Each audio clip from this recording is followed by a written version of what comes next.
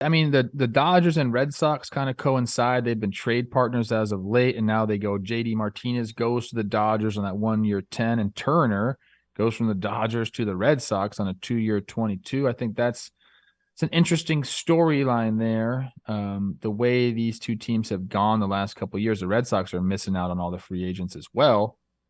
I like. Let's go Dodgers here because they also signed Noah Syndergaard, 1 year deal, 13 million. There's another 1.5 million in incentives.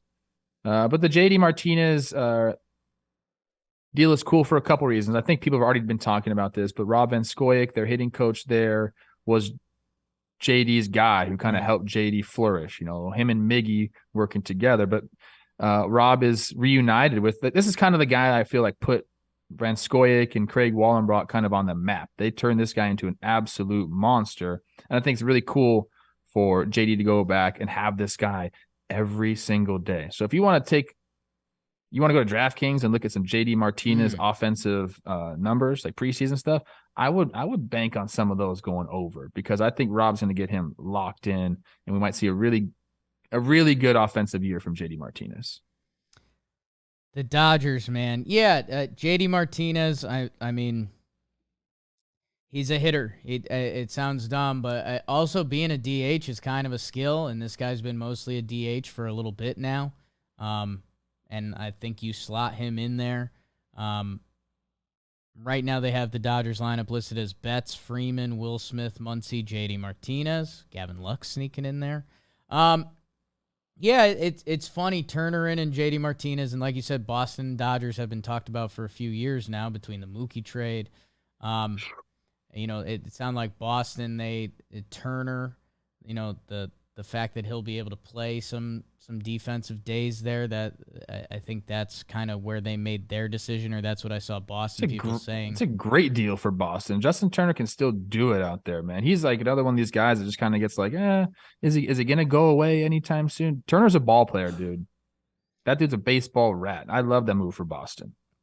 I mean, obviously the red with the Red Sox, that's going to be cool. Happy for everyone there.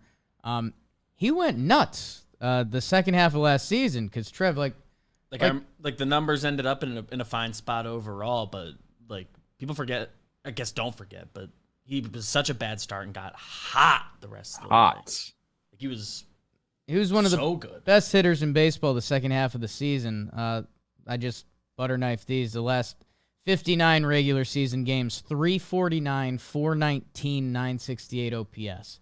He'll have the monster to play some wall ball out there with. And yeah, one of Jake's theories of sports, do what the other team doesn't want you to do. Justin Turner's a guy I don't want to see at the plate in a big at bat. No, he's going to give you a great at bat. That's a guy that wins big at bats. Ooh, that could be a Yankees crusher right there. I mean, with the hair and the beard right now, are you kidding me? I was going to say, Vasquez has a little ginge in him. Yeah. And he played it off nicely there. I think people in Boston are going to absolutely love Justin Turner. He fits that mold, like a little dirty. He's got the pine tar all over his jersey. He's got the beard. He is like an anti-Yankees guy. Like just kind of a rat, dirty. Like he reminds me of like that 04 Boston Red Sox type of guy, dude. Just a dirtball ball player. I love it, man. But also very rich. Also very rich. Has done well. Red Sox lineup is fun. Yoshida, Story, Devers, Turner, Verdugo, Kike, Casas, Arroyo. And then right now they've got Reese McGuire and Connor Wong as their catching platoon. The rotation right now is Sale, Pivetta, Whitlock, Paxton, Bayo. I'm not normally the injury guy, but with Sale and Paxton's history, and I mean even Whitlock's been a reliever and Bayo's a kid. Still a lot of what's going on there. I like the moves they did in the bullpen with Jansen and Martin. Yeah. We thought the Red Sox were going to get one of the big dogs. Their lineup is sneaky better than I thought. I mean, looking at a Justin Turner in the middle there, and if Trevor Story with a year in the division, I don't know what Yoshida is. Pretty top heavy. feels a little top heavy right now, and you wonder what the other moves are there. And Evaldi, is he coming back? I don't know. I think everyone kind of knows where I stand with the Sox at this point. I mean, compared to Yanks, Jays, and Rays, I still think they're behind them. We'll see where the Orioles land, a team that did finish ahead of the Red Sox last year. I can't even think about the Rays right now. Like, my mind is not ready to process a Tampa Bay Rays roster. It's just not. It's not the Rays' time of year. Free agency isn't when they do their business. We shouldn't even do a TPP for the Tampa Bay Rays. We'll wait until August to do it. Like, oh, okay, this is what they did. We'll do an introduce everyone to who the Rays actually are this year, instead of guessing what Jonathan Aranda is going to be this season. Dodgers, Trev, do they have a big move coming, or do they believe? Because, we mentioned Syndergaard quick. Their rotation, Kershaw, Urias, Gonsolin, Syndergaard, May. Guess what? I would bet pretty good money that they get good results from that crew, because you got some names, you got a coaching staff and an organization that all they have done is pitch. Number 1 ERA last year from their starting pitchers. They got a couple guys at the upper level minor leagues they might be calling upon. I mean, that's what they've done so well. They've been able to have a farm system that they can draw from. Now, yes, are they going to enter free agency? Yes. Are they going to trade? Yes. But having that in your back pocket, we have this great farm system. We can just bring somebody up. That's what propels you to all these division titles year in and year out. That's what lets you be competitive to the max, is when you're able to have 3 resources to draw from and not just 2 or 1. Like, they have a lot of different areas they can pull from, and they do it, and that's why they've been so good. I like that starting rotation. And there's a little bit of injury history there, and some, I would say, I don't know if they call them question marks.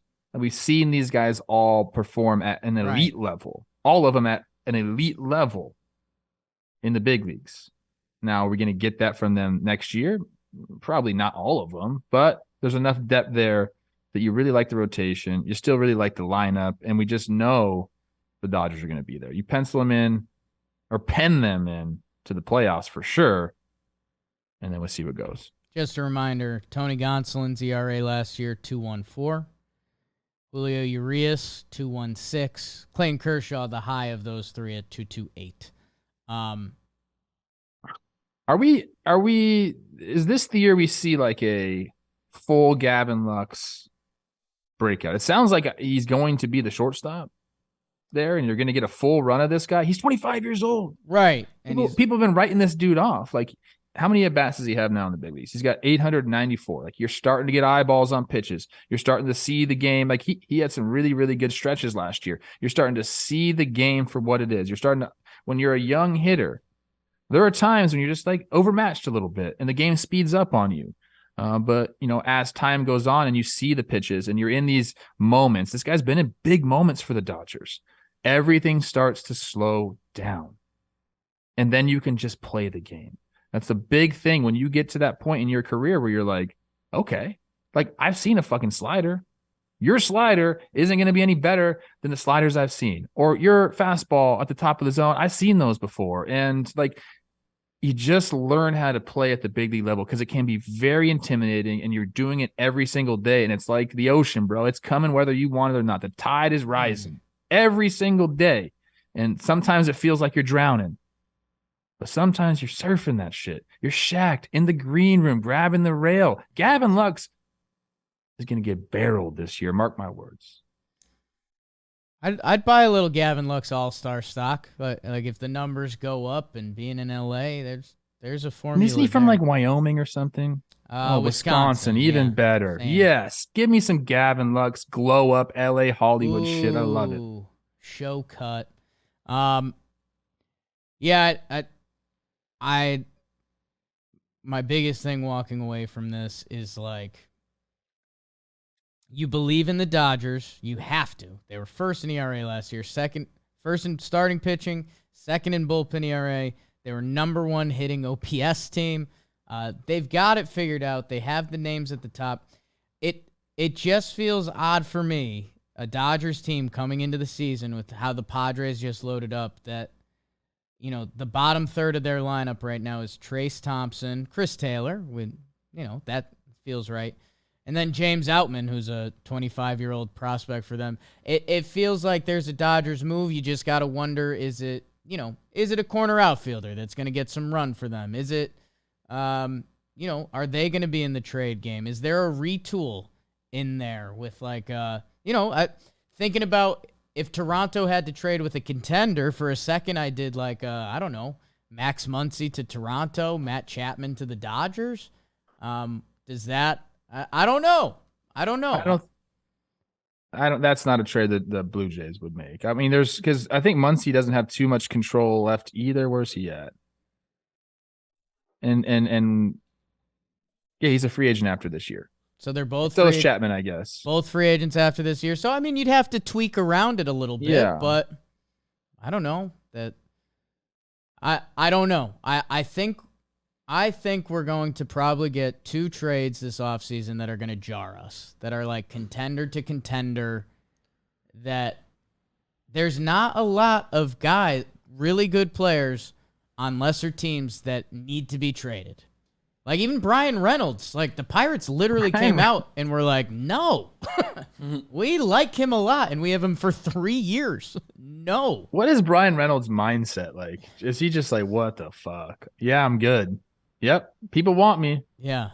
While we're sort of on the subject, Max Muncy does have a club option for $10 million after this year. So it's like he's got this girlfriend.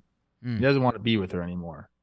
And she doesn't really treat him that well, to be honest with you. And all these other girls are like, hey, like we love you. Right. Like, we treat you right. And he's like, oh, well, that'd be nice. I'd like to be treated right. Love. But his girlfriend says no. That's not a great analogy, but I just think of Brian Reynolds kind of being a little sad. And just a reminder, I don't like that. When we talk about the Mets and circling back to Uncle Steve and the Dodgers and some of the contracts we've seen, and Brian Reynolds, who is an all-star center fielder, switch hitter. Maybe he has to move to the corner, but he's been a really great ball player. The biggest contract the Pittsburgh Pirates have ever given out is $70 million to Key Brian Hayes. So, kind of love him. It's got to be a little bizarre playing for the Pirates, knowing that if you do your thing right for a good year, there's no chance you play there. I don't know. Give me some contender shakeup trades. Maybe comment some below and we'll dig into them